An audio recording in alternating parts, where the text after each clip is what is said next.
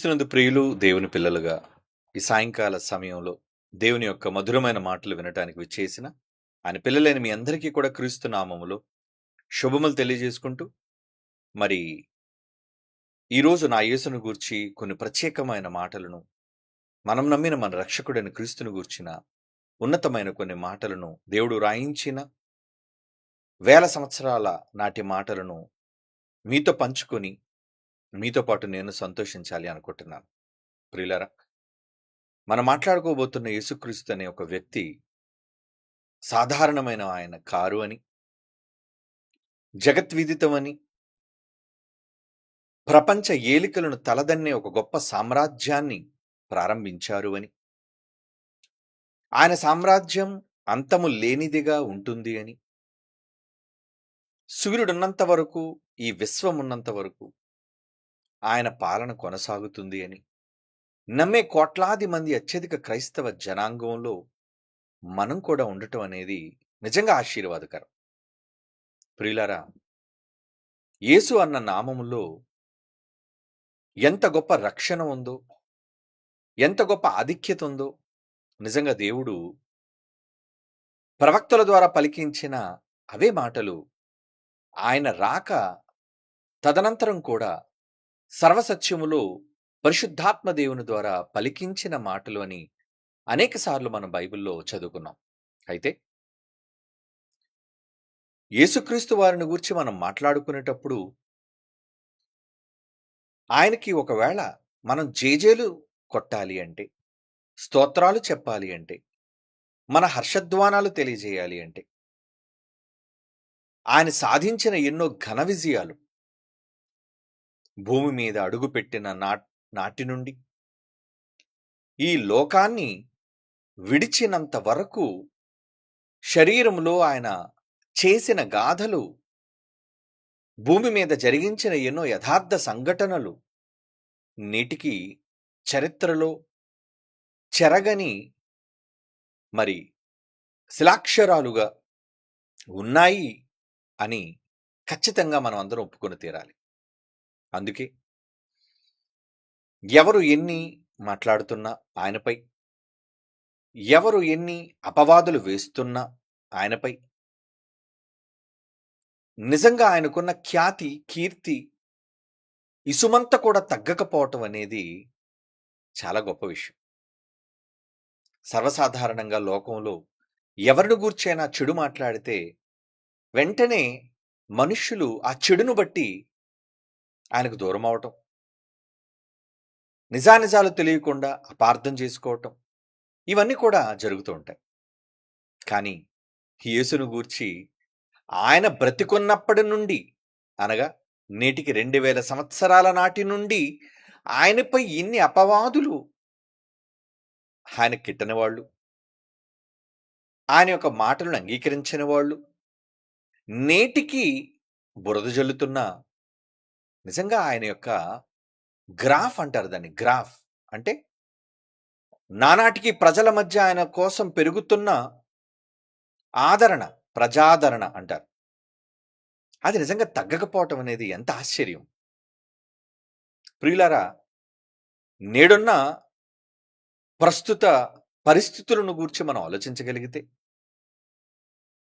ఈరోజు ప్రపంచ దేశాలలో ఒక గొప్ప దేశంగా పేరు తెచ్చుకున్న ఇజ్రాయెల్ దేశం, అలాంటి ఇజ్రాయెల్స్ నేటికి ప్రపంచమంతా అంగీకరిస్తున్న యేసుక్రీస్తుని శకపురుషునిగా, వాగ్దాన పుత్రునిగా, మెస్సియగా అంగీకరించకపోవటం అనేది చాలా విచారకరం. అది కాకుండా అక్కడికి వెళ్ళి సువార్త ప్రకటిస్తున్న వారిపై ఉమ్మి వేయటం అనేది సోషల్ మీడియాలో ఈరోజు మనం గమనిస్తున్న విషయాలు. ఈరోజు ఇజ్రాయెల్కి, ఇరాన్కి జరుగుతున్న ఘోరమైన యుద్ధం. ఈ యుద్ధంలో వారు యేసుక్రీస్తుకు సంబంధించి క్రైస్తవులైన వారు అక్కడ బైబిల్ను ప్రకటిస్తుంటే వాళ్లపై ఉమ్మి వేస్తూ వెళుతున్నారండి జ్యూస్, యూదులు. ఒకవేళ ఆ వీడియో ఉంటే మీరు చూడండి, సోషల్ మీడియాలో నేను చూశాను. యేసును గురించి ప్రకటిస్తుంటే యూదులుగా వెళుతున్న వాళ్ళు చిన్నపిల్లలు మొదలుకొని పెద్దల వరకు వాళ్లపై ఉమ్మి వేసి వెళుతున్నారు. ఇదెక్కడి సంప్రదాయం, ఇదెక్కడి ఆచారం. ఇది మతోన్మాదం అంటారు దాన్ని. ఏదో ఐసిస్ వాళ్ళు ఉగ్రవాదులుగా ఉన్నారు. ఓకే, వాళ్ళు ఉగ్రవాదులే, కాదనటం లేదు.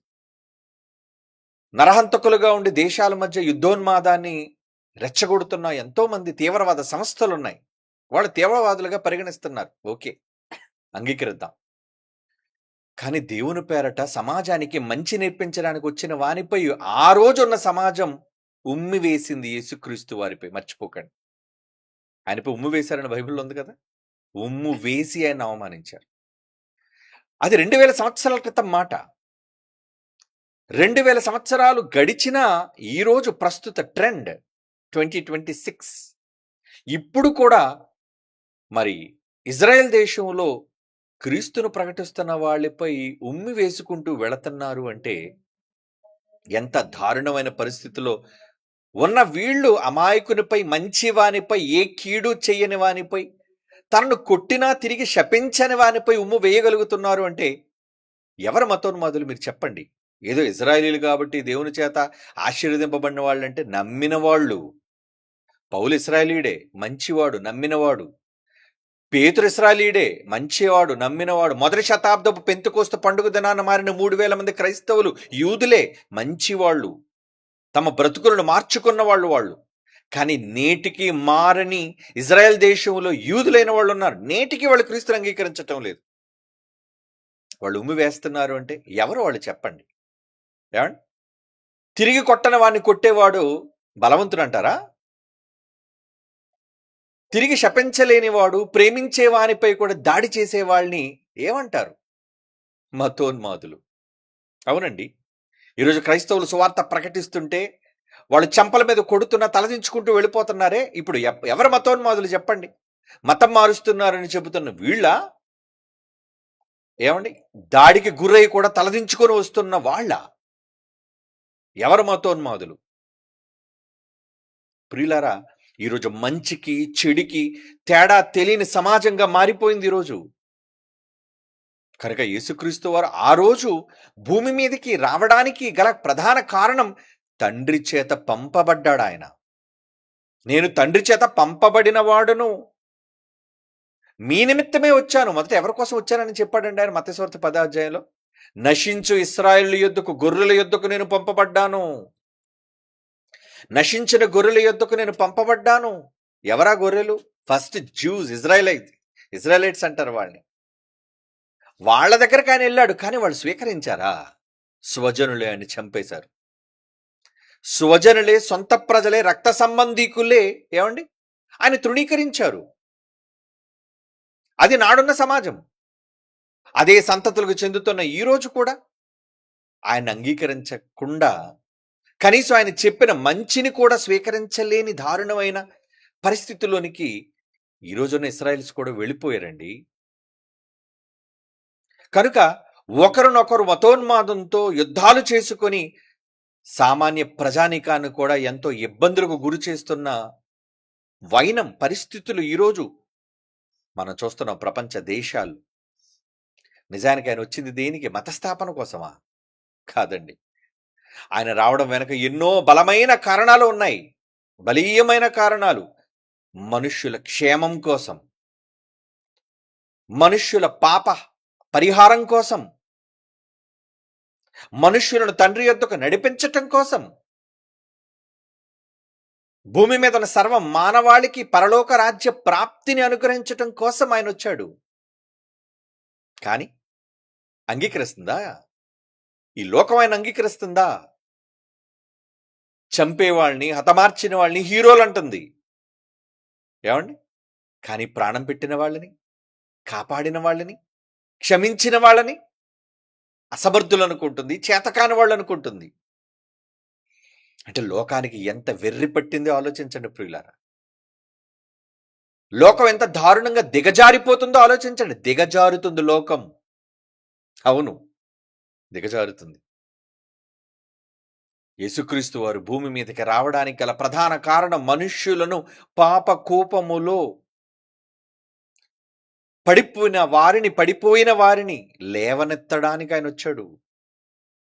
పాపమనే ఉక్కు సంకెళ్లలో బిగింపబడిన వాళ్ళని, చెరలో బంధింపబడిన వారిని, ఏదైతే ఏ పాపమైతే చెర చేస్తుందో ఆ చెరనే చెరగొనిపోయినవాడు. అదే అంటాడు ఎఫ్‌సీ పత్రికలో. చెరను చెరగా ఆయన తీసుకొని పోయాడు. చెరనే చెర చేసంటే జైలునే, ఏ జైలైతే, ఏ చట్టమైతే మనుష్యులను, పాప నియమమైతే మనుష్యులను అరెస్ట్ చేస్తుందో, బందీలుగా చేస్తుందో, ఆ చట్టాన్ని చెర చేశాడు. దాన్నే ఆయన అరెస్ట్ చేశాడు. దానిని ఆయన బందీ చేశాడు. ఆయన అవరోహణం అవ్వటంలోనూ ఉద్దేశం మనకి విరోధంగా ఏమండి మనలను పాతాళానికి నడిపిస్తున్న విధానాల నుంచి మనుష్యులను కాపాడి దానిని చెరచేసి ఆయన ఆరోహణమయ్యాడు. కనుక ఆయన వచ్చిన మంచి ఏదైతే మంచి కోసం వచ్చాడో ఆ మంచిని ప్రకటించటం ఆయన ఆరంభించాడు. ఆయన స్వరం విప్పిన నాట నుండి ఆయనకి ఏ పక్షపాతం లేదు, సమరయులని లేదు, అంటరాని వారని లేదు. ఎందుకంటే ఆ కాలంలో అంటరానితనం ఉంది, మీకు తెలుసు. సమరయులు వాళ్ళ త్రోవల్లో కూడా వెళ్ళకూడదు.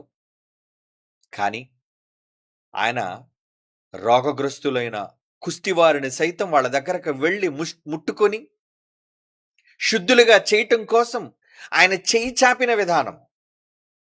ఏమండి, సమాజం వారిని వెలివేసిన వారి దగ్గరికి వెళ్ళి వాళ్ళని ప్రేమించి వాళ్ళని ముట్టి స్వస్థపరిచిన నైజమైనది. అలాగే స్వస్థపరచడం మాత్రమే కాదు, అంటరాని వారిని సైతం వాళ్ళ దగ్గరికి వెళ్ళి, అమ్మ నీళ్ళు ఇస్తావు కొంచెం నాకు తాగడానికి, కనీసం సహవాసం కూడా చేయడానికి తృణీకరింపబడిన ఏమండి అణగారిన వర్గాన్ని ఏం చేశాడు? తనతో కలుపుకున్నాడు. అంటే మనుష్యుల మధ్య ఉన్న విభేదాలను రూపుమాపి మానవులంతా ఒకే తండ్రి పిల్లలు, మనమంతా ఒకే దేవునికి చెందిన వాళ్ళము అనే గొప్ప రాజ్య సువార్తను, దేవుని రాజ్య సువార్తను ప్రకటించి సమానత్వాన్ని నెలకొల్పి సమాజంలో ఉన్న అసమ్మతిని, దోపిడీ విధానాన్ని వ్యతిరేకించాడు. దానికి సాక్ష్యం జక్కయ్య. పంచేయి అన్నాడు. అంటే ఆయన చేసిన ఎన్ని సామాజిక కార్యక్రమాలు. ఇప్పుడు కాదండి, మన భారతదేశంలో ఏమండి సామాజిక సంస్కర్తలు, సంఘ సంస్కర్తలు అంటారు వాళ్ళని. సమాజంలో ఉన్న తేడాలను, వర్గ విభేదాలను రూపుమాపడానికి వచ్చిన వారిని సంఘ సంస్కర్తలుగా మనం పేరు పెట్టి పిలుచుకున్నాం, చరిత్రలో చదువుకుంటున్నాం మనం. కానీ ఈ సంఘ సంస్కర్తలు పుట్టక మునుపే ఏమండి వీళ్ళు పుట్టి 100 సంవత్సరాలు అయిందండి, లేదా కొంతమంది పుట్టి 10 సంవత్సరాలు అయిందండి. కానీ యేసు పుట్టి 1000 సంవత్సరాలు అయిందండి. ఆయన పుట్టి సమాజంలో ఆయన చేసిన సామాజిక కార్యక్రమాలు, సహాయక కార్యక్రమాలు, ఏ నాయకుడు చేయలేని కార్యక్రమాలు. మరి ఇన్ని గొప్ప కార్యక్రమాలు చేసిన ఆయనని పొగడాలా వద్దా? ఘనపరచాలా వద్దా? ఏమండి, మనం ఒక దొంగను పొగటమంటలేదు, ఒక చెడ్డవాడికి జేజేలు కొట్టమనటం లేదు. సమాజంలో మంచిని నేర్పించి, ప్రేమను చూపించి, అందరినీ సమానమని నేర్పించిన వ్యక్తికి జై కొట్టడం తప్ప కాదే. మోసపూరితమైన కుటిల రాజకీయ నాయకులకి జేజేలు కొడుతున్న లోకం ఇది కాదా? ఈరోజు చూడండి, ఈరోజు రాజకీయ పార్టీల్ని, వాళ్ళ నాయకులను చూడండి, ఎన్నో స్కాములు చేసి కోట్ల రూపాయలను ఏమండి కైవసం చేసుకొని ప్రజాధనాన్ని లూటీ చేసిన నాయకులకు జేజేలు కొట్టారండి, కొడుతూనే ఉన్నారండి ఇప్పటికీ. లేదా ఏ పార్టీ అయినా కానివ్వండి, నేను ఒక పార్టీ గురించి మాట్లాడదు, అన్ని పార్టీల్లో భారతదేశంలో అన్ని రాజకీయ పార్టీల్లో ఎన్నో స్కాములు చేసి, ఎన్నో మోసాలు చేసి, కోట్లు దిగమింగిన నాయకులకు జేజేలు కొడుతుంది ఈ దేశం. అలాగే ప్రపంచంలోని అనేక మంది వారి వారి ప్రాంతాల్లో నాయకులైన వాళ్ళకి జేజేలు కొడుతున్నారు. అంటే చెడు చేసిన వాళ్ళకే జేజేలు కొడుతున్నారు, మోసం చేసిన వాళ్ళకే జేజేలు కొడుతున్నారు, పక్షపాతం చూపించిన వాళ్ళకే జేజేలు కొడుతున్నారు. మంచి చేసిన వాళ్ళకి ఎందుకు జై కొట్టకూడదు? యేసుక్రీస్తు వారు ఏ తప్పుడు పని చేశాడని జై కొట్టకూడదు? ఆయన బ్రతుకున్నప్పుడు అన్నాడు, నాలో పాపముందని నిరూపించగలవాడు ఎవడు? స్థాపించగలడా ఎవడైనా? ఏమండి, పబ్లిక్గా అలాగా అనగలరా ఎవరైనా అంత ధైర్యంతో? నాలో పాపమున్నదని స్థాపించగలవాడు ఎవడు అని ప్రజావేదిక మీద ఆయన ప్రశ్నించాడంటే ఎవరైనా లేచి మీలో తప్పుంది అని అనగలరు. ఎందుకంటే ప్రజలకు ఆ హక్కు ఉంది, ప్రజలకు నోటి మాట ఉంది, ప్రజల గుండెల్లో ధైర్యం కూడా ఉంది, ఎవరిని గురించైనా మాట్లాడగలరు. మరి అలాంటిది ఆ మాట అన్నప్పుడు ఎవ్వరు కూడా ఎదురు మాట్లాడకుండా నిశ్శబ్దంగా ఉన్నారు అంటే ఏమండి, మచ్చలేని నాయకుడనే కదండి అర్థం, గొప్పవాడనే కదండి అర్థం. కానీ అలాంటి గొప్పవాడైన ఆయనను ఈరోజు కీర్తించడానికి ఎందుకో భయపడుతున్నారు. ఏమండి, మోసాలు చేసి, యుద్ధాలు చేసి, అనేక మంది మనుషులను హతమార్చి, కుటుంబాలను సైతం అనుమానించి అవమానించిన వ్యక్తులను రాజులుగా జేజేలు కొడుతున్నారు, దేవుళ్ళుగా జేజేలు కొడుతున్నారు. మీకు తెలుసు వాళ్ళెవరు? ఈరోజు మనుషులు ఎవరైతే దేవుళ్ళుగా అనుకుంటున్నారో, ఎవరినైతే గొప్పవాళ్ళుగా అనుకుంటున్నారో, రాజులను అనుకుంటున్నారో, వాళ్ళ క్యారెక్టర్ని చూస్తే ఏముంది వాళ్ళ క్యారెక్టర్లో? కుటుంబీకులని హతమార్చడం, రక్త సంబంధికుల ప్రాణాలు తీయటం, సొంత వారిని అనుమానించటం, మోసపూరితంగా చంపటం ఒకటి కాదు, వెతుక్కుంటూ వెళితే చాలా ఉన్నాయి. మరి అలాంటి వాళ్ళకి జేజేలు కొట్టమని బలవంతం చేస్తున్న ఈ సమాజం ఏ పాపము చేయకుండా, ఏ ఒక్కరి రక్తాన్ని కళ్ళ చూడకుండా, తన రక్తం కారినా ఎదుటి వ్యక్తిని క్షమించాలి అనే ఒక గొప్ప మనస్సాక్షి కలిగిన ఆయనకు జేజేలు కొట్టడానికి ఎందుకండి బాధ? చెప్పండి, ఈ దేశానికైనా లేదంటే ప్రపంచ ప్రజలకైనా. అందుకేనండి ఈ పాట రాయడానికి గల కారణం.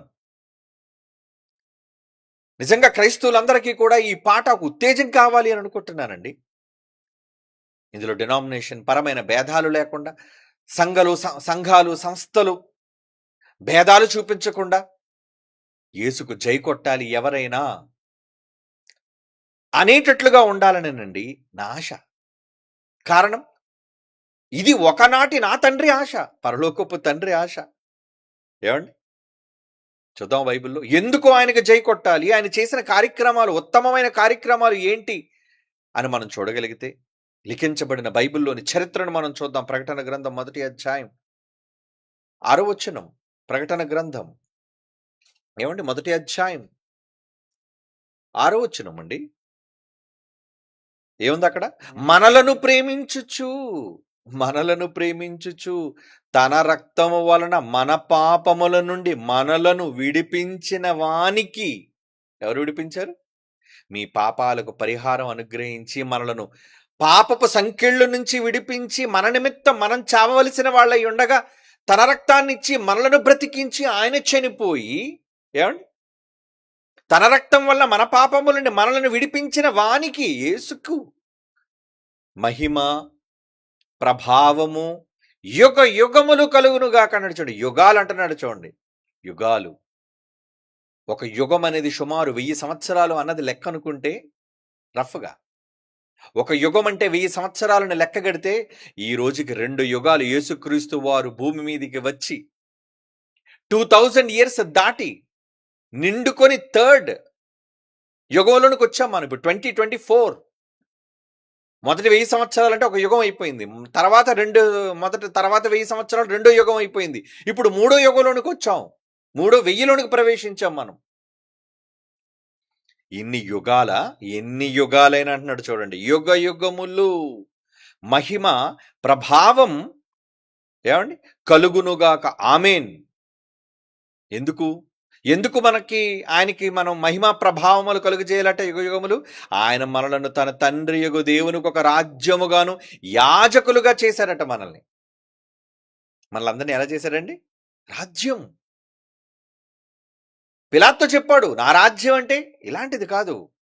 నన్ను ప్రేమించే వాళ్ళ రాజ్యం, ప్రజలను క్షమించే వాళ్ళ రాజ్యం. ఏమండి?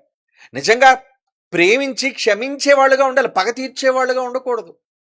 ఈ మధ్యన చూసారా, ఎవరో ఒక పాస్టర్ అని చెప్పుకొని సంఘంలో ఏమండి ఒక డిప్యూటీ సీఎం హోదాలో ఉన్నవాడిని ముక్కలుగా నరకాలి అంటున్నాడంటే అసలు వాడు పాస్టరేనా? వాడు సేవకుడు అలాంటి వాడు? అంటే యేసు ఏమి నేర్పించాడు? నువ్వు సంఘంలో ఏమి నేర్పిస్తున్నావు? నీలాంటి వాళ్ళు సేవకులు కారయ్యా. నీ వల్ల దేవుని నామానికి అపకీర్తి. అంటే ఈరోజు క్రైస్తవ సమాజం వల్ల నుండి క్రీస్తు దూషింపబడుతున్నాడు. బోధలు రాక, బైబిల్ తెలియక, ఆవేశాలను నేర్పిస్తూ. అంతేనా? ఏం నేర్పిస్తున్నారు? క్రైస్తవుడుగా ఆయుధం పట్టమనా నువ్వు చెప్పేది? మరి నీ నాయకుడు ఏం చేశాడు? ఆయుధం ఎందుకు పట్టుకుని వదిలేయి అన్నాడు. పట్టుకున్న ఆయుధాన్ని బలవంతంగా వదిలేయమన్నాడు ఆ నాయకుడు. మరి ఆ నాయకుడికి అనుగుణంగా ఉండవలసిన నీ నాయకత్వంలో ప్రజలకు నువ్వే నేర్పిస్తున్నావు? నరికేయమనా? చంపేయమనా? మొక్కలు చేయమనా? ఇక ఉగ్రవాదులకి వీళ్ళకి తేడా ఏంటి చెప్పండి? దేవుని పిల్లలారా, యేసుక్రీస్తు వారిని గురించి మనం మాట్లాడితే ఆయన మనలను తండ్రి యొక్క దేవునికి రాజ్యముగా యాజకులుగా చేశాడు. ఈ లోకం పక్షాన దేవుణ్ణి వేడుకునే యాజకత్వం. పూజారులుగా చేశాడు మనల్ని.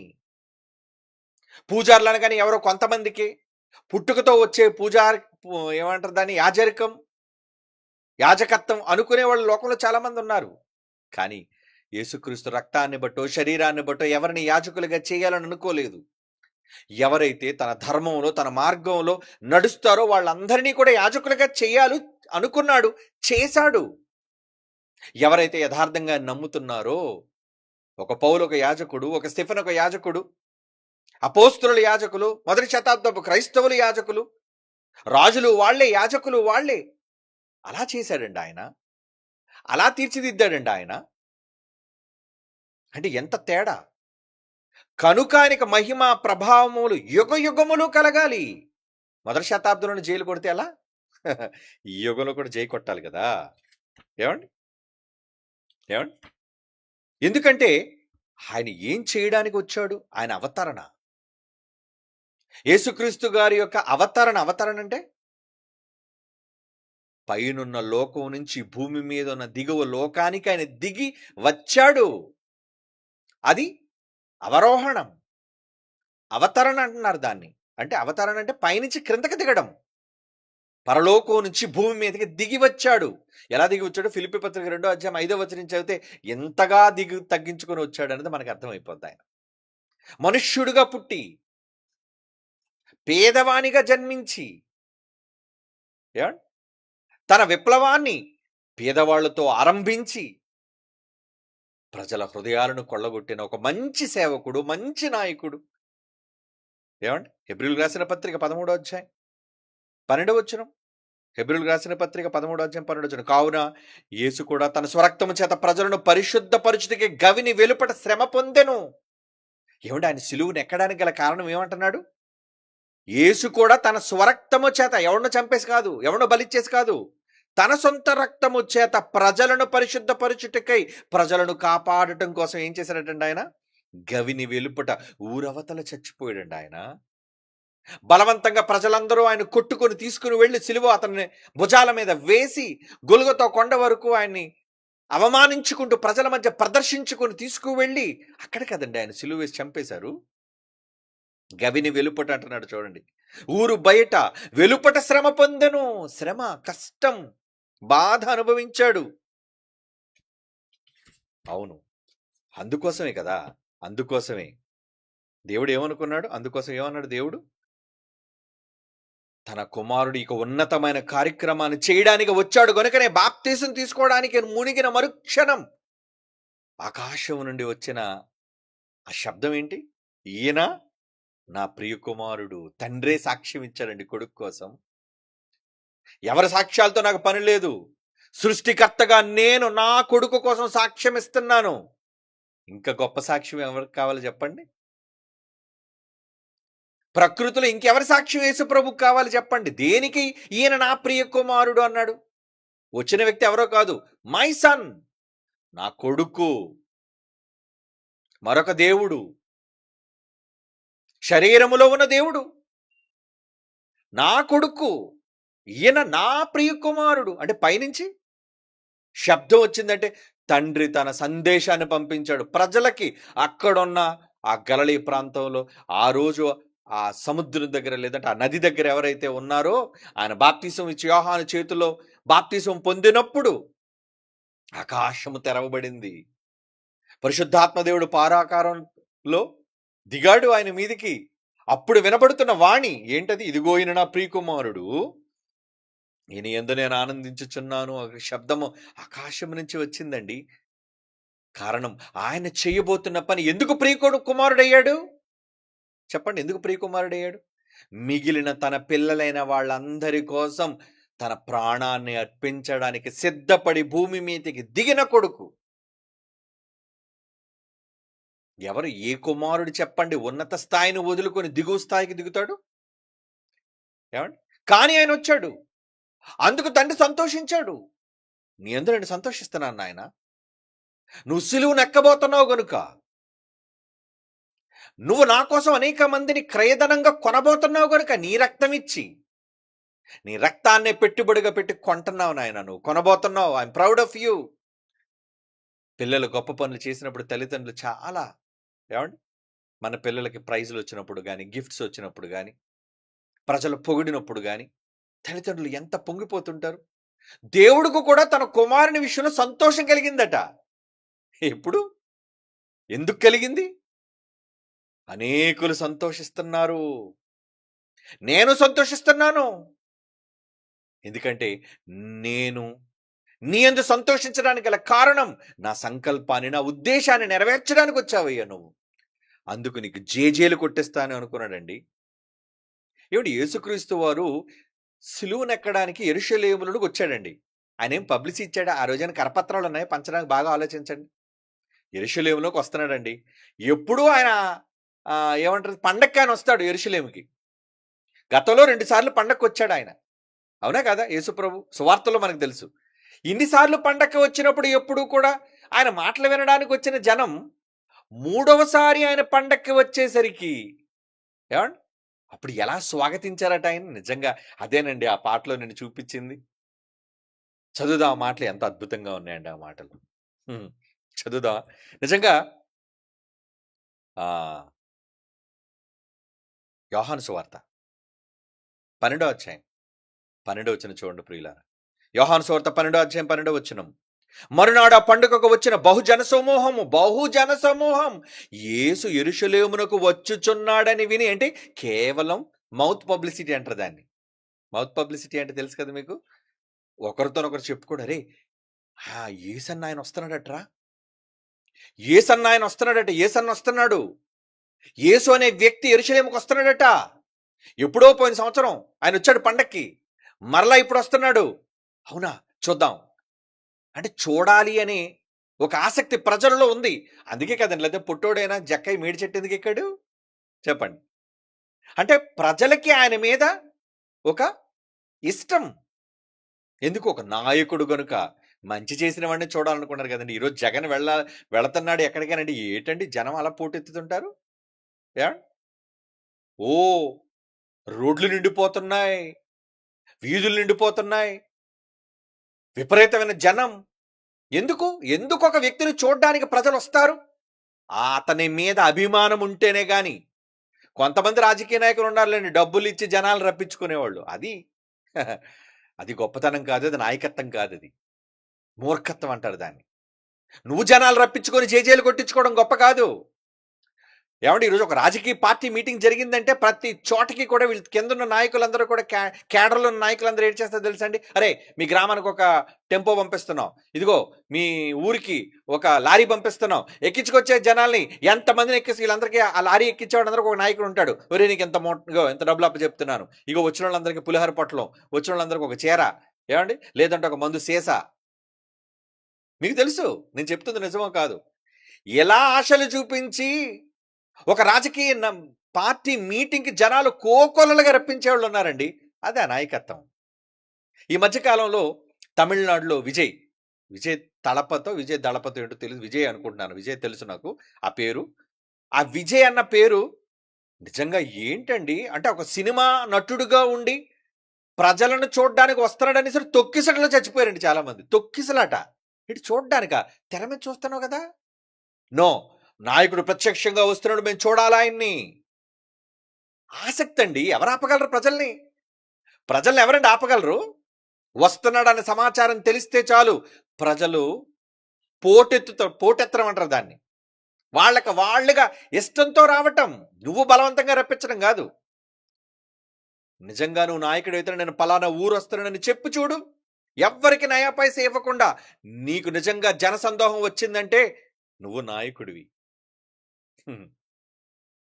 నిజమండి. అదే ఇక్కడ యేసుక్రీస్తు విషయం అదే జరుగుతుంది చూడండి. యోహాను సువార్త 12 వచనం ఏముంది అక్కడ? పండగకు వచ్చిన బహుజన సమూహం, ఎందుకు పండగ వాళ్ళు జనం వస్తారు రద్దీ.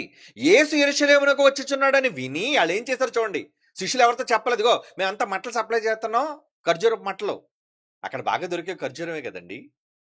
గల్ఫ్ దేశాల్లో, ఈస్టర్న్ దేశాల్లో, మిడిల్ ఈస్ట్ దేశాల్లో నెంబర్ 1 పంట ఏమైనా ఉందంటే ఖర్జూరం. అది ఖర్జూరపు మట్టలు పట్టుకొని ఆయన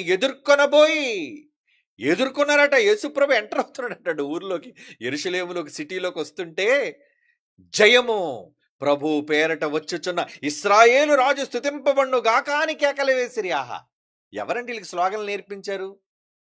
మన దగ్గర చూడండి, ముందే నాయకులు కూడా జనాలకి డబ్బులు ఇచ్చేసి ఏమండి వాళ్ళకి నేర్పించేసి వచ్చినప్పుడు మీరు ఇలాగ అరవాలి సుమా అంటారు. ఉన్నది 12 మంది శిష్యులు. వాళ్ళ దగ్గర డబ్బు ఎక్కడ ఉందండి? వాళ్ళు పేదోళ్ళు, పామరులు, డబ్బులు లేవు. వాళ్ళు యేసుప్రభుతో పాటు వచ్చారంతే. కానీ వచ్చేటప్పుడు ఇంత జనం ఉంటుందని వాళ్ళు ఎక్స్పెక్ట్ చేయలేదు.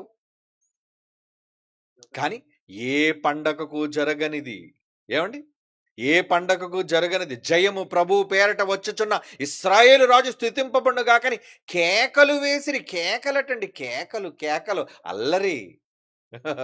ఏమండి ఇది యోహాను గారు చెప్పారండి, లూకా గారు కూడా చెప్పారండి. అంటే ముగ్గురు సువార్తికులు రాశారు. లూకా గారు ఏమంటున్నారు చూద్దామండి. లూకా గారు లూకా సువార్త 23వ అధ్యాయం 8వ వచనం. లూకా సువార్త 23వ అధ్యాయం 8వ వచనం చూడండి. హేరోదు యేసును చూచి మిక్కిలి సంతోషించాడు. హేరోదు ఒక రాజు అండి. వాడు యోధా దేశానికి రాజు అయ్యుండి యేసును చూచి, అబ్బా మీరేనా ప్రభు అంటే, యేసు అంటే మీరేనా? ఆయన గురించి చాలా సంగతులు వినినందున ఆయన ఏదైనా ఒక సూచక్రియ, మీరంటే వండర్స్ చేస్తారట కదండి. ఇది నా కోసం ప్రభు, ఏసయ్యా, ఏసుగట్ట కదా నీ పేరు, ఏమయ్యా నా కోసం ఒక సూచక్రియ చేస్తావా? బహుకాలము నుండి నేను చూడాలనుకున్నాను, నేను రాజు చూడాలనుకున్నాడటండి. ట్రెండ్ ఏంటండి? ట్రెండింగ్ పర్సనాలిటీ అంటే ఆయనది. నాయకుడు అంటే ఆయన.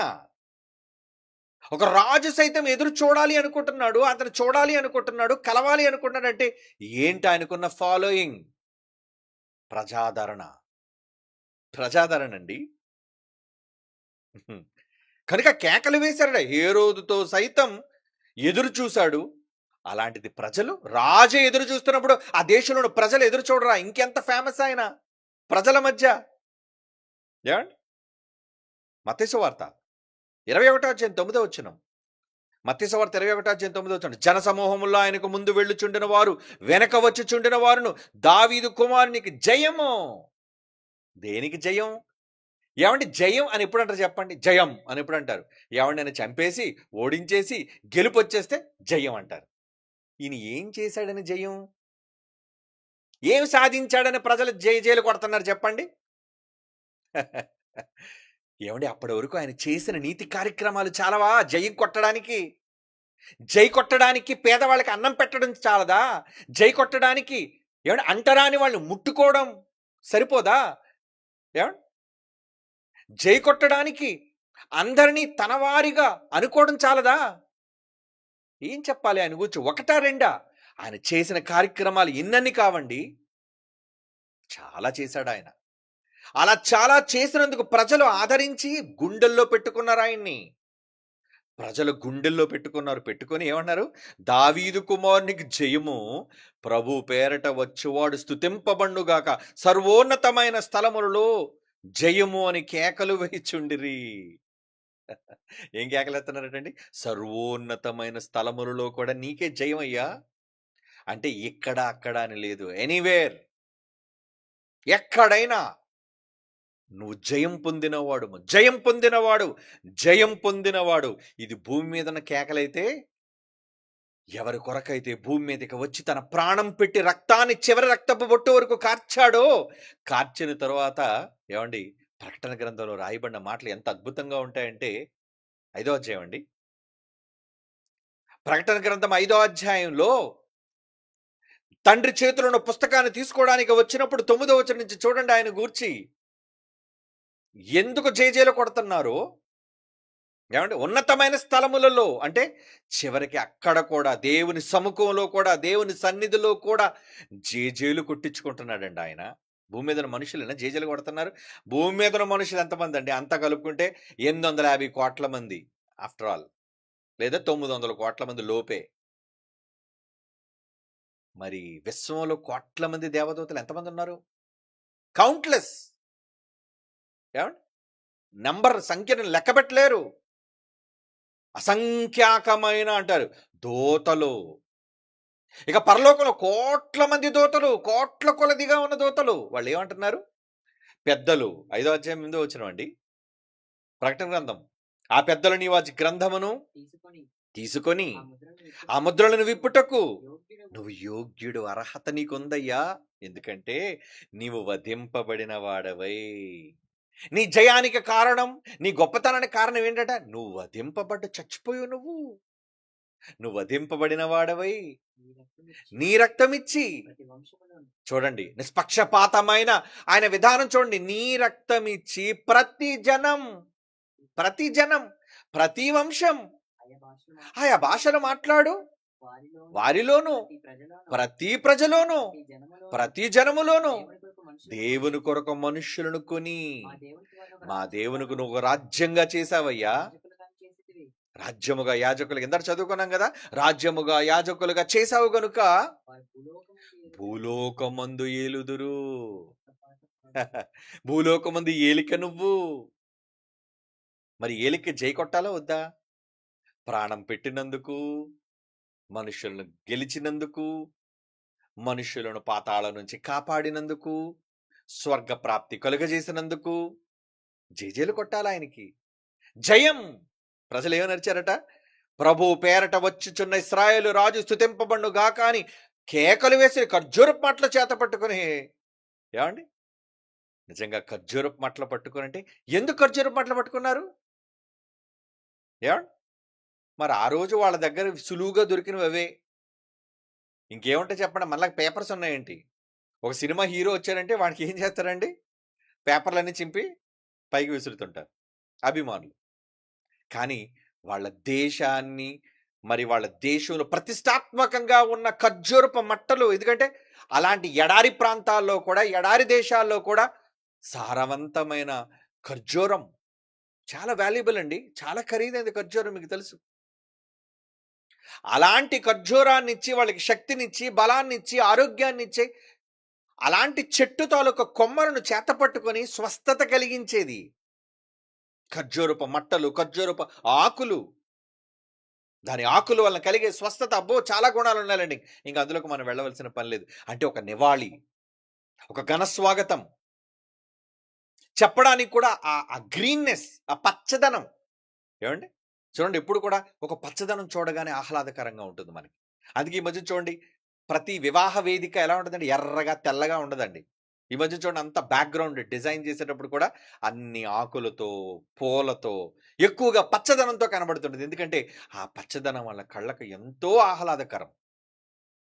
అలాంటి పచ్చని ఖర్జూరపు మట్టలు చేత పట్టుకొని దావీదు రాజుకు జయం అంటున్నారట. ఏమండి, ఆయన వస్తున్నాడని ఆ నోట విని, ఏమండి, ఎవరు వాళ్ళందరికీ ఖర్జూరపు మట్టలు కోసి ఇచ్చేసారు చెప్పండి? అంటే వాళ్ళ చుట్టూ ఉన్న చెట్లు అవే. ఒరే తెంపరా చెట్లకు ఆకులు తీయండిరా అంతేనండి. యువకులు లాంటి వాళ్ళు చకచకా పరిగెట్టి ఆకులు తెంపేసి దారి పొడుగునా, వాళ్ళ దగ్గర ఉన్నవి అవే కదండి, ఖర్జూరపు మట్టలు పట్టుకుంటే మరికొంతమంది ఏం చేశారటండి? ఏవండి మరికొంతమంది ఇంకేం చేశారటండి? చూడండి ఉంటది. ఇంకొక దగ్గర ఉంటదది. వాళ్ళ బట్టలు దారి పొడుగున వేశారటండి. బట్టలు. వాళ్ళ పై వస్త్రాలుంటాయి గదండీ! యూదులు. ఆ దేశ ప్రజలు. వస్త్రాలు. వాళ్ళు పైనున్న బట్టలు కూడా తీసి దారి పొడుగునా ఆయన గాడిద పిల్ల మీద వస్తుంటే దారి పొడుగున పరిచారటండి. ఏ? ఎందుకు పరవాలి? గాడిద మీదగా కూర్చున్నాడు కదా ఆయన. ఆయనేం నడవట్లేదు కదా! అంటే ఆయన ఎక్కిన గాడిద కాళ్ళ క్రింద కూడా మా ఒంటి మీదున్న బట్టలు మేము జోహార్ తలదించేసాం మేము ఆయనకి. ఆయన ఎంత గొప్పోడు. ఇంత గొప్పోడు గనుకనే మా బట్టలు వేయటం అనేది చాలా చిన్నది. దారి పొడుగునా బట్టలేసారటండి. దారి పొడుగునా బట్టలేసారా? దొరికిందా మాట? మార్కు సువార్త ఏనానా? లూకా సువార్త 19వ అధ్యాయం 36 చూడండి 36. లూకా సువార్త 19వ అధ్యాయం 36. ఆయన వెళ్ళుచుండగా తమ బట్టలు దారి పొడుగున పరిచి ఏంటండి ఆహ్వానం? ఏంటి ఆహ్వానం? ప్రజలు మనల్ని ఘనంగా ఆహ్వానిస్తుంటే మనం ఎంత పొంగిపోతాం. ఏమండి? ప్రజలు మనల్ని ఆహ్వానించాలి అంటే వాళ్ళ గుండెల్లో ఆదరణ ఉంటేనే కదండి ఆదరించేది. అలాగే మత్తయి సువార్త 21వ అధ్యాయం 7వ వచనంలో కూడా ఉంది చూడండి. ఆ గాడిదను దాని పిల్లలను తోలుకొని వచ్చి వాటి మీద తమ బట్టలు వేయగా ఆయన బట్టల మీద కూర్చున్నాడట. జనసమూహములో ఉన్న అనేక మంది తమ బట్టలు దారి పొడుగునా పరిచేశారటండి. కొందరు చెట్లు కొమ్మలను నరికి దారి పొడుగునా పరిచిరి. అబ్బా ఏంటి ఘన స్వాగతం ఆయనకి. జయము రాజా, జయము నీకు మహాప్రభు. ఏమండి ప్రజల గుండెలను కొల్లగొట్టినవాడు కదండి రాజు. ప్రజాదరణ పొందినవాడు కదండి రాజు. వాడికి సింహాసనం ఉంటే ఏంటి లేకపోతే ఏంటి? చెప్పండి. ప్రజలు అంటుంటారు అప్పుడప్పుడు, ఈ రాజుకు సింహాసనం మా గుండె, ఈ రాజుకు సింహాసనం మా మనస్సు, మా మనస్సులో ఆయనకి అత్యధికమైన సింహాసనం వేసి కూర్చోబెట్టాం. ఇంకా ప్రజల గుండెలు ఇంత సుస్థిరమైన స్థానాన్ని సంపాదించుకుని ఏదో ఒక బంగారు సింహాసనం మీద కూర్చోలండి. అందుకే బంగారు సింహాసనం మీద కూర్చున్న వాళ్ళు పోయారు, సింహాసనాలు పోయి. నెమలి సింహాసనం చేయించుకున్నాడండి మొఘలు చక్రవర్తి. నెమలి సింహాసనం ఇప్పుడు లేదు ఇండియాలో. అది బ్రిటిష్ వాళ్ళు ఎత్తుకెళ్ళిపోయారు, వాళ్ళకు దొంగలు.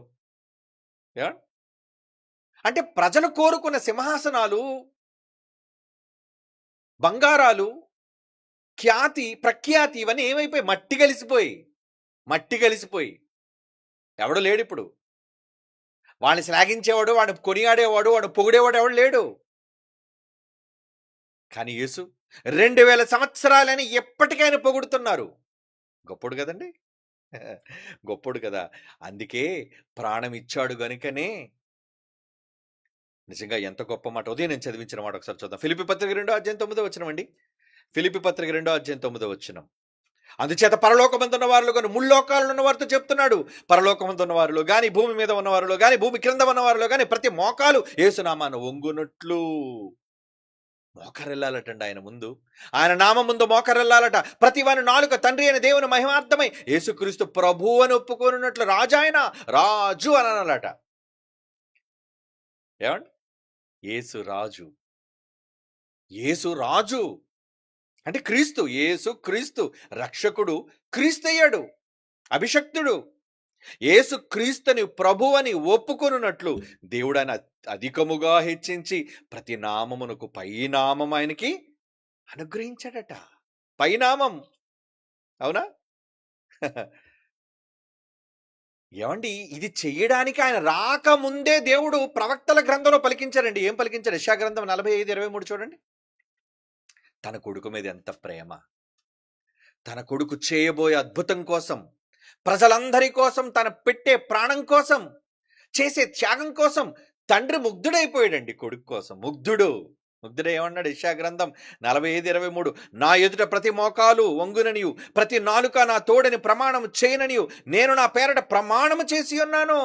నా నీతి గల నా నోటి మాట బయలుదేరి ఉన్నది, అది వ్యర్థము కానేరదు. ఆ రోజే పలికించేశాడు. ఏమని? నా పేరు పెట్టాను నా కొడుక్కి, మై సన్. నా పేరు పెట్టాను ఆయనకి, కనుక ఆ పేరుకు వంగాలి. అంటే ఆయన పేరు కుమారుడుగా యేసుకున్న పేరు తండ్రి పేరా? అవును. నామాల కోసం మీకు చెప్పానే. తండ్రి ఏ నామం వల్ల కీర్తింపబడుతున్నాడు అదే నామం తన కుమారుడికి పెట్టాడు. అదే నామంలో పరిశుద్ధాత్మ దేవుడు వచ్చాడు. నామం ఒకటే ముగ్గురిది. అందుకే అన్నాడు, నా నామము వంగాలి, నా నామం పేరట ప్రతి మోకాలు వంగాలి. ఏమనుకుంటున్నావు? యెహోవా అన్న నామం. అప్పుడు యెహోవా అన్న నామం. యేసు వచ్చిన తర్వాత నా కుమారుడికి నా పేరు పెట్టి పంపిస్తున్నాను. వంగండి మీరందరూ. నా ఎదుట ప్రతి మోకాలు వంగన నీవు, ప్రతి నాలుక నా తోడను ప్రమాణం చేయనని నేను నా పేరట ప్రమాణం చేయించను. ఒట్టేసుకున్నాడటండి, ఒట్టు. అంటే యేసుక్రీస్తు వారిని గురించి ఒట్టేయాలా? ఏమండి? మరి యేసు ప్రభు నమ్మినందుకు, ఆయన చేసిన కార్యక్రమం కోసం, ఆయన చేసిన గొప్ప కోసం, ఘనకార్యం కోసం జయము అనొద్దా? అనాలి. ఆ రోజే జయము అని పిలిచారు. జయహో అన్నారు ఆయనకి. దొంగలకి జై కొడుతున్న మనం, ఏమండి, ప్రజలను దోచుకుంటున్న నాయకులకి జై కొడుతున్న మనం, దుస్తులకి జై కొడుతున్న మనం, ఒక ఉత్తమమైన వ్యక్తికి జై కొట్టడంలో ఏ తప్పు లేదండి. అన్ని లక్షణాలు కలిగిన ఒక సమర్థవంతుడైన నాయకుడికి, దేవుడికి జై కొట్టడంలో తప్పు లేదండి. కొరింథీయులకు రాసిన మొదటి పత్రిక 15వ అధ్యాయం 57వ వచనంలో ఏమంటున్నాడు చూడండి పౌలు. కొరింథీయులకు రాసిన మొదటి పత్రిక 15వ అధ్యాయం 57వ వచనం. మన ప్రభువైన యేసుక్రీస్తు మూలముగా మనకు జయం అనుగ్రహించుచున్న దేవునికి స్తోత్రము కలుగునుగాక. మనకి జయం, దేవునికి స్తోత్రం. మనకి జయం, అపవాది పైన జయం, పాపము పైన జయం. ఇన్ని జయాలు మనకు అనుగ్రహించిన ఆ జయమూర్తికి జయధ్వానాలు చేయొద్దా? ఎంత గట్టిగా బోర్లోదాలండి. ఆయన పేరు ఎంత గట్టిగా చెప్పాలండి. మనకు నచ్చిన వాళ్ళ పేర్లు ఎంత గట్టిగా పలకాలనిపిస్తాయండి. కొంతమందిలో ఆ భావనలు ఉంటాయండి, మనకు నచ్చిన వాళ్ళ పేర్లు గట్టిగా అరిచి చెప్పాలి అని. పిల్లలు మమ్మల్ని అభిమానించే వాళ్ళే చాలా మంది మా పేరుతో కేకలేస్తుంటారండి. అవును. ఎందుకు? అభిమానం, ప్రేమతో వాళ్ళు వేసే కేకలకు అర్థం వాళ్ళ మనస్సులో ఇచ్చిన చోటు. మరి ఈరోజు మనకి దేవుడు క్రీస్తు ద్వారా ఇచ్చిన జయానికి ఏమిచ్చారట? క్రీస్తు మూలముగా మనకు జయం అనుగ్రహించుచున్న దేవునికి ఏం చేయాలి మనం? స్తోత్రము కలుగునుగాక. అంటే ఆయనకు కూడా మాకు జయం ఇచ్చిన నీకు జయం, జయహో అని పలకాలి, జయం అని చెప్పాలి, రాజు అని చెప్పాలి, జై కొట్టాలి. అదే కదండి ఆ పాటకు అర్థం. మనోళ్ళు బలవంతంగా, ఏమండి, కొట్టమని మనం చెప్పట్లేదు. ఆయన చేసిన కార్యాలను బట్టి దొంగలకే జై కొడుతున్న మీరు ఉత్తముడైన వానికి ఎందుకు జై కొట్టకూడదని అడుగుతున్నాం మనం. దుర్మార్గులకే జై కొడుతున్న మీరు ఉత్తముడైన దైవుని కుమారుడికి, దేవునికి, దేవుడైన యేసుక్రీస్తు వారికి ఎందుకు మీరు జై కొట్టరు అని అడుగుతున్నాం. మనకు జయాన్ని ఇచ్చిన ఆ దేవుడికి ఎందుకు జై కొట్టరు అని ప్రశ్నిస్తున్నాం మనం.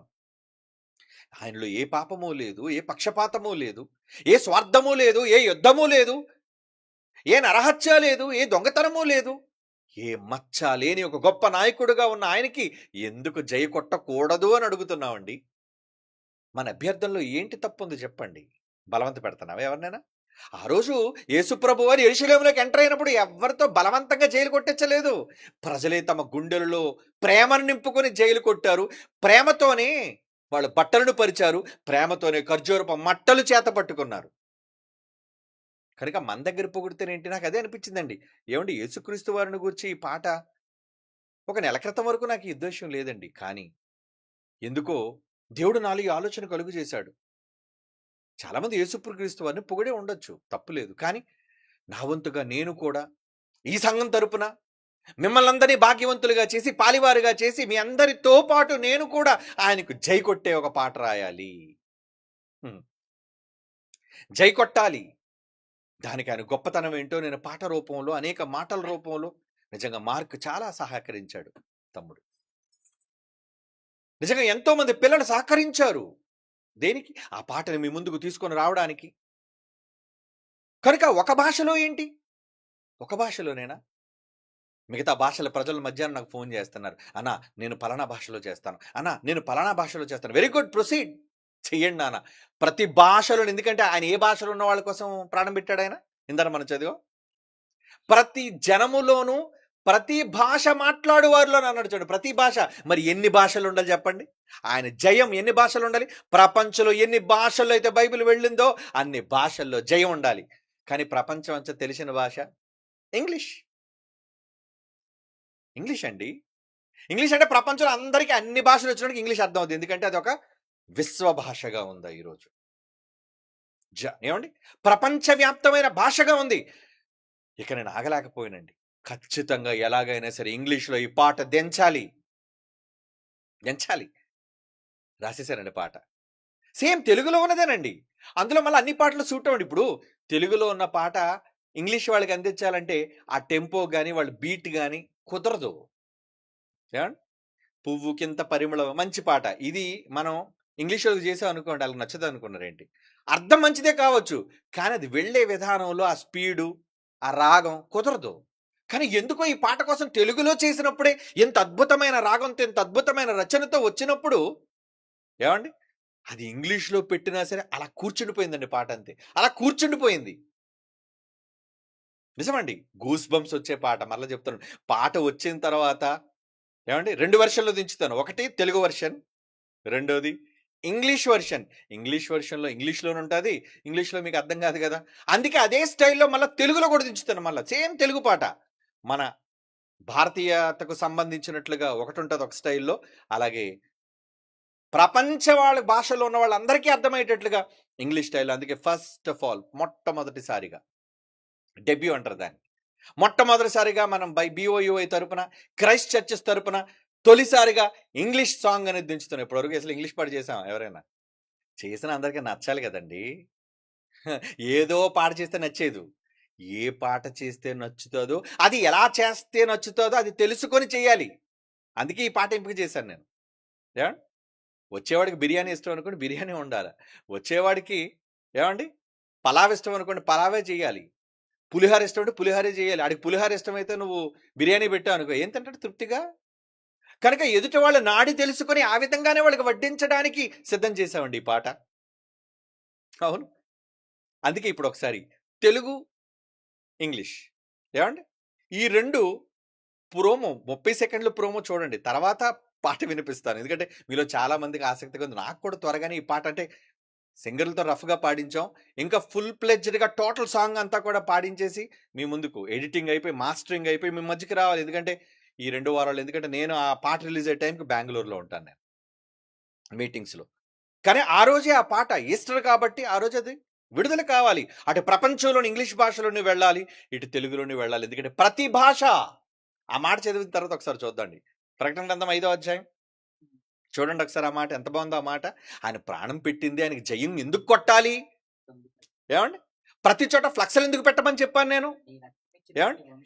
ప్రతి వంశంలో ఆయన రక్తం ఇచ్చి ఆయా భాషలు మాట్లాడే వారిలో ప్రతి ప్రజలోను ప్రతి జనములోను దేవుని కొరకు మనుషులను కొని మా దేవునికి వారిని ఒక రాజ్యముగా చేశాడు కదా! యాజకులుగా చేసితివి గనుక ఇక్కడ చూడండి కింద మాట కన్క్లూజన్ ఇస్తున్నాడు. భూలోకమందు ఏలుదురని కొత్త పాట. Come on new song. భూలోకమందు ఆయన ఎలా ఏలాడో, ఎలా ఏలబోతున్నాడో కొత్త పాట రావాలా వద్దా? మొన్నే కదండీ! మన జాన్యువరిలో 2026లోనే కదండీ కొత్త ఆల్బమ్ పాటలు మీరు విన్నారు. ఇంకా ఆ పాటలు పాత అవ్వలేదు మనకి. అప్పుడే కొత్త పాట? ఏవండీ పాట ప్రారంభించేటప్పుడు నిజంగా నా దీనికోసం ఏ ఆలోచన లేదండి. ఏ ఆలోచన లేదు. ఇది పెట్టుబడి పెట్టడానికే నా దగ్గర డబ్బులు లేవండి. కానీ నాకొకటే యేసు ప్రభువారు ముందున్నారు. నా తండ్రి మహిమార్థమై క్రీస్తు నామాన్ని ఘనపరచాలనేదే నా మనసులో ఉంది. ఎవరేమంటున్నా అప్పుడే పాట ఎందుకన్నాడు? నో, ఇది చెయ్యాలి ఈ పాట అంతే. ఆయన మహిమార్థమై నా తండ్రి మహిమార్థమై యేసుక్రీస్తు నామాన్ని ఘనపరిచే పాట నేను దించాలి. ఖర్చు ఎంత అయిందో తర్వాత విషయం. సింగర్స్ కోసమా? ఓకే, డన్, వెళ్ళిపోదాం. మాస్టర్ అండ్ మిక్సింగా? ఓకే, డన్, వెళ్ళిపోదాం. మంచి వాళ్ళతో చేయిద్దాం, పెద్ద స్టూడియోలో చేయిద్దాం. దేవుని పిల్లలారా, ప్రతి భాష అన్నాడు చూడండి. ప్రతి భాష, ప్రతి భాష. మరి అలాంటిది ప్రతి భాషలోని దేవుని గూర్చిన మాటలు కాబట్టి నా శక్తిని బట్టి నేను కేవలం ఇంగ్లీష్ భాషలోనికి మాత్రమే చేయగలుగుతున్నానండి. అది మీ అందరి మీలాంటి వాళ్ళందరి సహకారంతో. ఇందులో పేదవాళ్ళు, చిన్నవాళ్ళు, పెద్దవాళ్ళు, వృద్ధులు అందరూ ఉన్నారు ఇందులో. Very good. క్రైస్ట్ చర్చ్ వాళ్ళందరూ ఉన్నారు. కనుక మీరేం చేయాలి? ఈ జయాన్ని గూర్చిన పాట, ఈ జయాన్ని గూర్చిన మాట మీ ప్రాంతాలు ఎక్కడ చూసినా ఈ పోస్టర్ కనబడుతుంది. జై కొట్టి ఏసుకేయండి, జై కొట్టి ఏసుకేయండి. ప్రజలను ప్రశ్నింపజేయాలి మీరు. మీరు పోస్టర్ పెడతారు, ఎక్కడ పెడతారు, స్టిక్కర్ వేస్తారు, ఏం చేస్తారో తెలీదు. నీకోసం ప్రాణం పెట్టి, నీకోసం ఆ రోజు జయం పొందిన యేసుప్రభు కోసం నువ్వు జై కొట్టలేవా ఈ తరంలో? ప్రతి యుగంలో ఆయన జై కొట్టబడాలని దేవుడు కోరుకున్నాడు. మన తరంలో మనం ఎందుకు జై కొట్టించకూడదు చెప్పండి? ఏమండి? కనుక చూద్దాం ఇప్పుడు ఒకసారి ప్రోమో. ఓకే నాన్న, 30 సెకండ్స్ ప్రోమో తెలుగు, తర్వాత ఇంగ్లీష్ 2 వేయి నాన్న.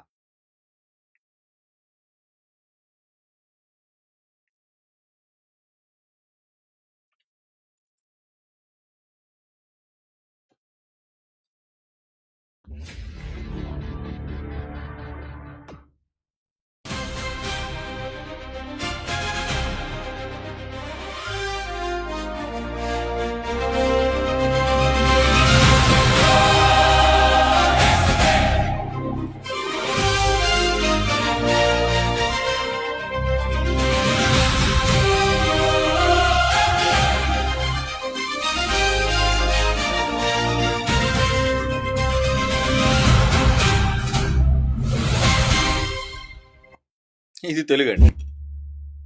ఓకే, ఇప్పుడు ఇంగ్లీష్ చూద్దాం.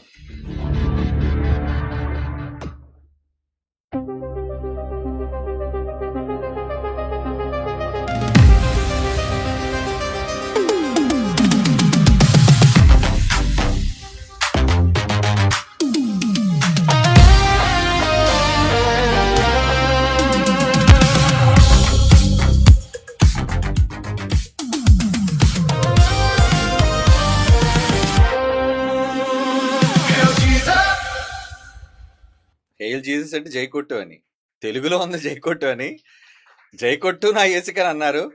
ఏమండి, మీ అందరి సంతోషం కోసం పాట వీడియోలో చూసారు. ఆయన అడుగు పెట్టగానే ధూళి లెగుస్తుంది. ఎలాగా అడుగు పెట్టాడు భూమి మీద, పెట్టేదే దుమ్ము రేపడానికి ఆయన.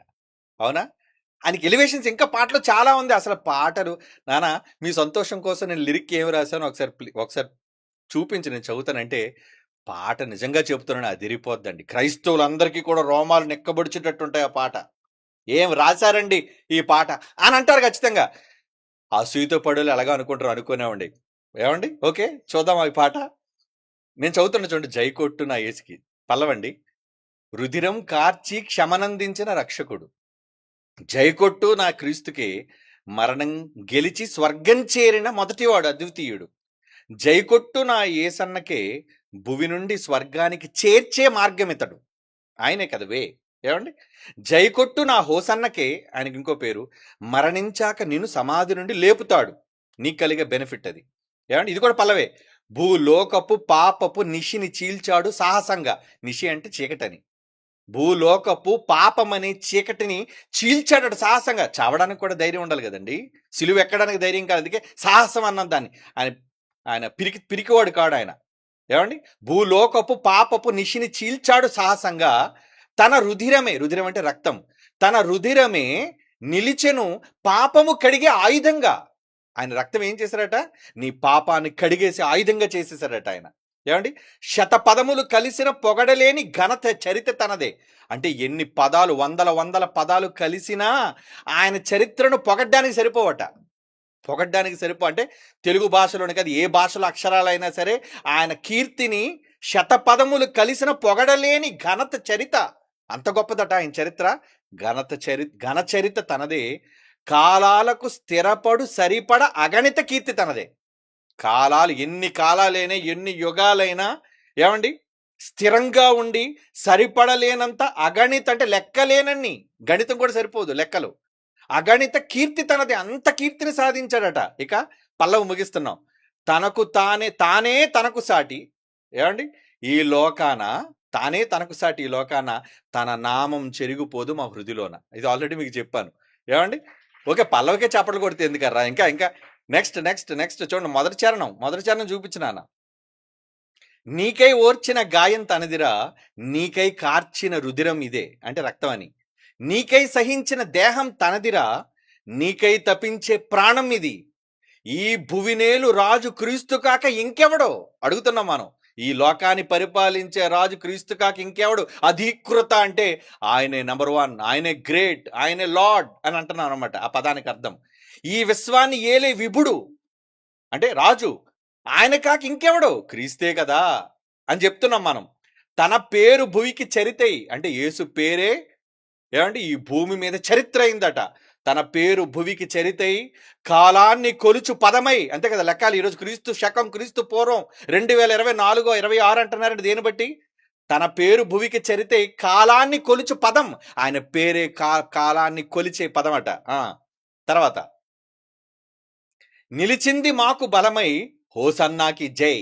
మాకదే బలం, అందుకే హోసన్నకి జై కొట్టండి అన్నాం. తన స్వరమే భూమికి వరమై, ఆయన పలికిన మాటే భూమికి వరమట. వెలిగించు కాంతి పదమై అంటే నీ జీవితాన్ని బ్రతుకుని వెలిగించే కాంతి పదమై, ఏమండి తన స్వరమే భూమికి వరమై వెలిగించు కాంతి పదమై నడిపించు దళపతివి అయిన, దళపతి అంటే రాజు, నడిపించు దళపతివి అయిన హోసన్నాకే జై జై జై. ఇలా మొదటి చరణం ముగించానండి. ఏమండి ఇక రెండో చరణం చూడండి. రెండో చరణం పైకెత్తండి. పెనుగాలి తుఫానులు ఉప్పొంగిన సంద్రాన, ఏమండి గద్దెంపగా నిమ్మళించిన, ఏమంటే సముద్రాన్ని గద్దించిన మగాడు ఎక్కడ ఉన్నాడు చరిత్రలో? ఏయ్ అంటే నిమ్మళమైందా?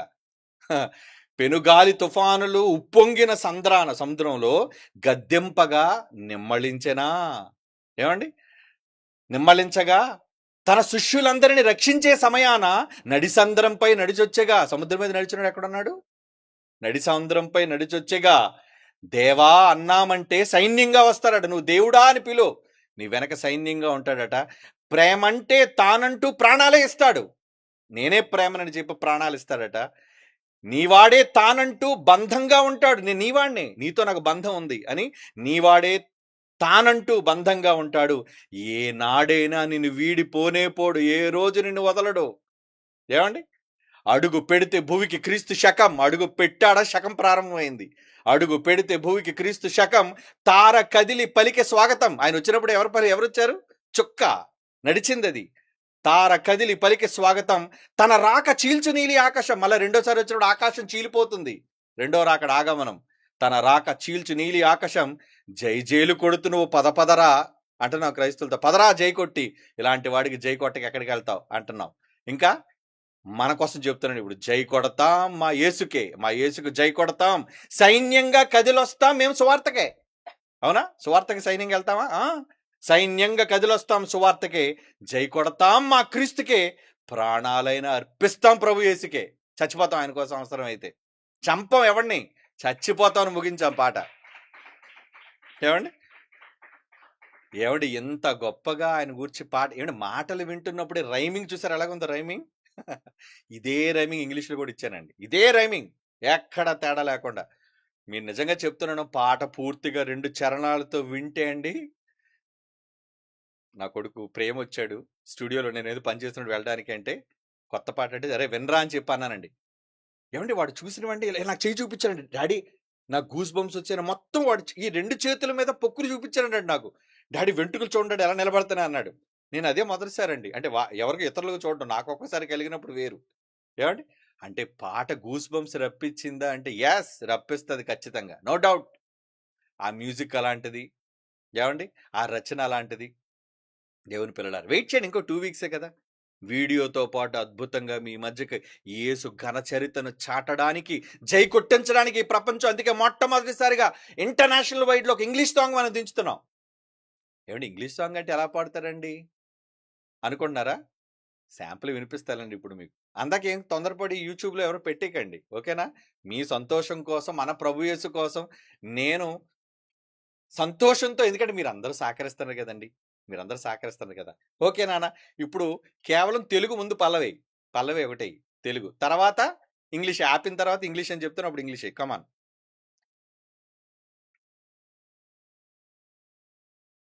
లేట్ చేయకండి, టైం అవుతుంది కదా. యూట్యూబ్లో అప్పుడు ఎవరు పెట్టేకండి. తెలుగు ముందు, తెలుగు పెట్టి వేస్తున్నారు, వేయండి. పల్లవితో అయిపోయిన తర్వాత ఆపేయండి, సౌండ్ పెట్టు.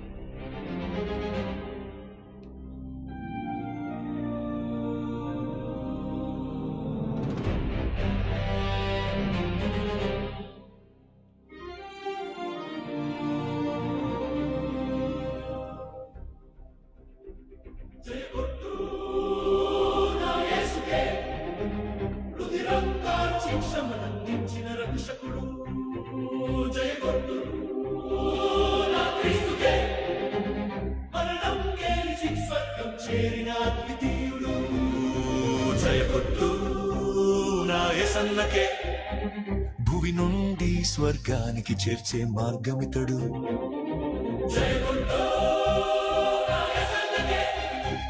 మరణించాక నిన్ను సమాధి నుండి లేపుతాడు భూలోకపు పాపపు నిశిని చీల్చాడు సాహసంగా తన రుధిరమే నిలిచెను పాపము కడిగే ఆయుధంగా శతపదములు కలిసిన పొగడలేని ఘన చరిత తనదే కాలాలకు స్థిరపడు సరిపడు అగణిత కీర్తి తనదే తానే తనకు సాటిలో తన నామం చెరిగిపోదు మా హృదిలోనా అదేనండి తెలుగు ఇంకా ఉంది. మ్యూజిక్ తర్వాత వస్తుంది. చాలు చాలు. ఇప్పుడు ఇంగ్లీష్ వేయండి. ఏంటి తెలుగు వచ్చిన ఇది మనకు సంబంధించి మన నేటివిటీ కదండి, భారతీయులకు సంబంధించి ఇలాగుంది. ఇంగ్లీష్ వాళ్ళకి ఈ స్టైల్ కాకుండా వేరే స్టైల్ అందుకే వాయించాం. చూడండి.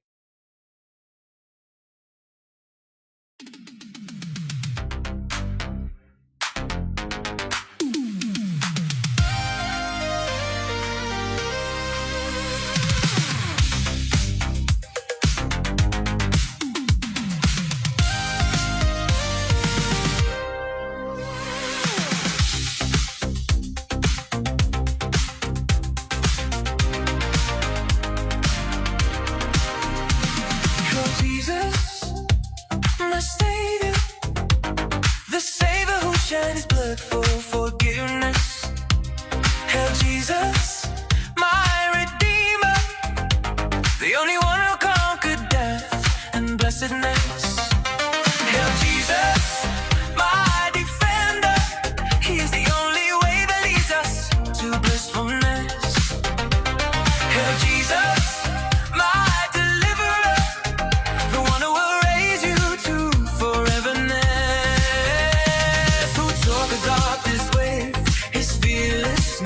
His blood has wiped our sins as a weapon of fortress.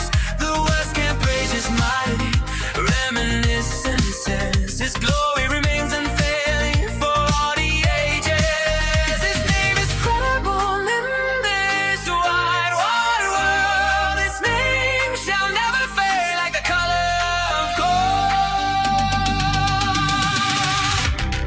చాలు చాలు. నేను చెప్పనవసరం లేదు. ఇంగ్లీష్ పాట తెలుగులు కూడా విపరీతంగా నచ్చుతుందండి. మళ్ళీ చెప్తున్నాను, ఎందుకంటే మ్యూజిక్ విన్నారు కదా, బీటింగ్. ఇది నచ్చనోళ్ళదంటే ఎవరికి ఉండదు. ఇంగ్లీషే చాలా బాగా నచ్చిందట. Very good. అందుకే ఇప్పుడు నేను ఏం చేస్తున్నానంటే ఇంగ్లీషులో కూడా తెలుగు, ఇప్పుడు ఇంగ్లీష్ మ్యూజిక్ ఏదైతే ఉందో దానికి తెలుగుతో పాడించి పెడుతున్నాను. No don't worry. కనుక ఈ బీట్ కావాలనుకున్న వాళ్ళు తెలుగు ఈ బీట్లో ఉపయోగించుకోండి. ఆ టైప్ కావాలనుకున్న వాళ్ళు ఆ టైప్లో కూడా మీరు పాడి యేసు ప్రభుని మీరు ప్రకటించండి. కానీ దానికి మీ సహకారం కావాలి. ఏంటి? ప్రతి చోట ఈ పాటను గూర్చి ఘనత, ఆయన నామాన్ని గూర్చి చాటాలి. అందుకు ఒక రెఫరెన్స్ మీకు చూపిస్తాను, మీరు చూడండి. ప్రకటన గ్రంథం 7వ అధ్యాయం 9వ వచనం జాగ్రత్తగా చూడండి, ముగించుకుందాం. ప్రకటన గ్రంథం 7వ అధ్యాయం 9వ వచనం నుంచి, అటు తర్వాత నేను చూడ ఇదిగో ప్రతి జనములో నుండి, మరలా మీకోసం చెప్తున్నాను, ప్రతి జనములో నుండి, ప్రతి వంశములో నుండి, ప్రజలలో నుండి, ఆయా భాషలు మాట్లాడే వారిలో నుండి వచ్చి ఎవడునూ లెక్కింపజాలని ఒక గొప్ప సమూహం కనబడును. వారు తెల్లని వస్త్రములు ధరించుకొని, ఎవరు? మీరే. తెల్లని వస్త్రములు ధరించుకున్న వారే ఖర్జూరపు మట్టలు చేత పట్టుకొని, ఆ రోజు యేసుప్రభు సిలువనెక్కే ముందు ఖర్జూరపు మట్టలు చేత పట్టుకుంటే, ఏమండి, తర్వాత కూడా తెల్లని వస్త్రములు ఖర్జూరపు మట్టలు చేత పట్టుకుని సింహాసనం ఎదుటను గొర్రెపిల్ల ఎదుటను నిలువబడి, సింహాసనాసీనుడైన మా దేవునికిని గొర్రెపిల్లకు మాకు రక్షణకై స్తోత్రమని మహాశబ్దముతో ఎలుగెత్తి చెప్పిరి. అబ్బా, ఎంత శబ్దంతో చెప్పాలంటే వాయిస్లు చెవులు పగిలిపోయేటట్టు ఉండాలి. అందుకే ఈసారి నేను వెళ్ళే ప్రతి మీటింగ్లో చెవులు పగిలిపోయినట్టుగా జై కొట్టేస్తాను. పాటతో ఊరికనే జై కొట్టేచ్చిన ఎందుకు? ఏమండి, పాట వేశాక నేను మాట్లాడిన తర్వాత కొట్టండ్రా జై అంటే యేసుప్రభుకి ఎవడు కొట్టడండి? ఈరోజు భూమి మీద క్రీస్తును స్వరక్షకుడిగా అంగీకరించిన వాడు ఎవడి గొంతైనా, ఏమండి, గట్టిగా అరవాలి. ఎందుకంటే ఇక్కడ బైబిల్లో ఉంది. ఏమని చూడండి ఆ మాట. వారు ఖర్జూరపు మట్టలు పట్టుకొని, ఏమంటే మరి మేము ఖర్జూరపు మట్టలు ఎక్కడ పట్టుకుని అంటారా? మీరు ఇప్పుడు డైరెక్ట్గా ఇక్కడ మన ఖర్జూరం దొరకదు కదండి. ఖర్జూరం దొరకడమే కష్టం, ఇక మట్టలు ఎక్కడ దొరుకుతాయి మనకి? మీరు ఖర్జూరపు మట్టలు పడ్డాడు రూపకాలంకారంగా చెప్తున్నాడు. ఏంటో తెలుసా? మీరిచ్చే సహాయం. ఏంటి? మీలో చాలామంది ఒక రూ. 100, రూ. 1000 అంటే మీ కష్టార్జితాన్ని ఇస్తున్నారు. అదే సహకారం. ఇక మీ ప్రతి చోట వేసే ఫ్లక్స్‌లు, బ్యానర్‌లు ఏంటది? సహకారం, పబ్లిసిటీ. అదే మీరు గళమెత్తి చెప్పడం. మీరు రోడ్డు మీద నిలబడి అరవలసిన పని లేదు. ఏవండి? ఒక ఫ్లక్స్ మీరు పెద్దది పెట్టి చూపించారు అంటే ఆ ప్రాంతంలో ఒక సెంటర్‌లో నిలబెట్టి ప్రజలందరూ దాన్ని చూడగలుగుతున్నారు. జై కొట్టు నా యేసుకే. ఎందుకు కొట్టాలి? చూడైతే పాటొస్తది చూడు. తెలుగు నీకు రాదా? ఇంగ్లీష్‌లో చూడు. ఇంకా అర్థం కాదా? తమిళ్‌లో ఉంది చూడు. మలయాళంలో ఉంది చూడు. ఏవండి? హిందీలో ఉంది చూడు. ఏవండి? చేతనైనంత మట్టుకు ఇంగ్లీష్ అంటే అందరికీ అర్థమవుతుంది కదండి. ఈ దేశంలో ఉన్న ప్రతి క్రైస్తవుడికి అర్థమైపోద్ది ఇంగ్లీష్ భాష. ఏ రాష్ట్రమైనా కానివ్వండి. అలా ప్రతి వాడు యేసుక్రీస్తు వారికి జై కొట్టేటట్లుగా యేసుక్రీస్తుని నమ్మిన క్రైస్తవులకు కూడా ఏమండి యేసును గూర్చి గొప్ప పరిస్థితిని, గొప్ప ఒక మనస్సులో ఒక ఆనందాన్ని, ఉత్సాహాన్ని నింపడానికేనండి ఈ పాట చేశాం. కారణం ఇదిగో ఈ మాటే. ఏంటా మాట? వారు తెల్లని వస్త్రములు ధరించుకున్న వారి ఖర్జూరపు మట్టలు చేత పట్టుకొని మీరందరూ నాతో పాటు సహకరించి క్రైస్ట్ చర్చ్గా మీరందరూ మేమున్నాం మీతో పాటు ఈ పాటను ప్రపంచవ్యాప్తం చేద్దాం అని అనుకోవాలి. ఎందుకంటే ఇది మీ గొప్ప నా గొప్ప కాదు. అవునా? మన కీర్తి ప్రతిష్టలు చాటుకోవడానికి కాదు కదండి ఈ పాట. ఎవరి కీర్తి ప్రతిష్ట? యేసుకు జై కొట్టడానికి, యేసు కీర్తి ప్రతిష్టలు చాటడానికి చేస్తున్నాం ఈ పాట. అవునా? అందుకే ఏంటన్నాడు 10వ వచనం, సింహాసనాసీనుడైన మా దేవునికి గొర్రె పిల్లకు, ఆయన మా దేవుడు, యేసుప్రభు ఎవరు? మన దేవుడు, మన గొర్రె పిల్ల, మా రక్షణకై స్తోత్రమని శబ్దముతోన, మహాశబ్దం ఉంది చూడండి, మహాశబ్దముతో ఎలుగెత్తి చెప్పిరి. అంటే ఘోష పెట్టాలి. మరి ఎక్కడ చూసినా ఇదిగో కాలేజీ పిల్లలారా, ఎక్కడ మీరున్నారు, ఎనీ రీసెర్చ్ సెంటర్, ఎనీ కళాశాల, ఎనీ క్రైస్ట్ చర్చ్ సెంటర్, ఎవరైనా సరే మీరేం చేయాలి? గొప్ప శబ్దంతో ఈ మాటను ఒకవేళ ప్రకటన గ్రంథం 7వ అధ్యాయం ఏమంటే ఈ 10వ వచనంలో గొప్ప మహాశబ్దంతో ఎలుగెత్తి చెప్పాలనుకున్నారా? పెట్టండి అయితే మీ సెంటర్లో ఫ్లక్స్. ఏమండి సింగర్ల కోసం ఇన్ని వేల రూపాయలు నేను ఎందుకు ఖర్చు పెడతానో తెలుసా? గొప్పగా పాట పాడి బయటికి రావాలి. వస్తుంది, తీసుకొస్తాను చూడండి. మీరు ఎలాగుంటారు, వింటే మీకు అదిరిపోద్ది. మరలా చెప్తున్నాను, గూస్ బంప్స్ తెప్పిస్తా మీకు ఆ పాట ఖచ్చితంగా. ప్రపంచంలో కూడా అందరికీ నచ్చేటట్టుగా చేశారు. అందుకే ఈ పాట. ఇంగ్లీష్ పాట మీకే నచ్చిందంటే కొంతమందికి అర్థం కాకపోయినా ఇంగ్లీష్ నచ్చింది కదా మీకు, మరి ప్రపంచానికి నచ్చదా? వాళ్ళు అసలకే ఊపుగాళ్ళు వాళ్ళంతానా? ఏమండి? అలాంటప్పుడు ఎందుకు నచ్చదు? అందుకే వాళ్ళు నాడి పట్టుకునే చేశాను ఈ పాట. దేవుని పిల్లలారా, కనుక మీరు కూడా నాతో పాటు యుద్ధంలో క్రైస్ట్ చర్చ్ సమరశంఖాన్ని పూరించాలి. దేనికి? యేసుకు జై కొట్టడానికి. పాట ద్వారా.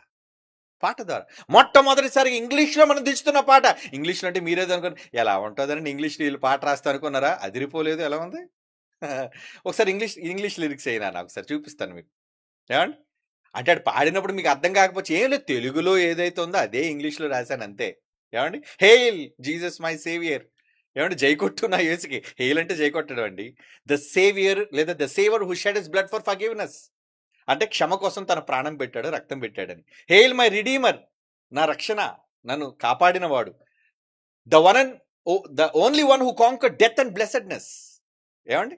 పరలోకాన్ని జయించిన వాడు, మరణాన్ని జయించిన వాడని. హెయిల్ జీసస్ మై డిఫెండర్, నా పక్షాన ఉన్నవాడు. Is the only way that leads us to blissfulness, అంటే పరలోకం అని. Hail Jesus my deliverer, the one who will rise for you to forgiveness. ఏమండి? who tore the earthly darkness with his fearlessness. భయం లేదు ఆయనకి.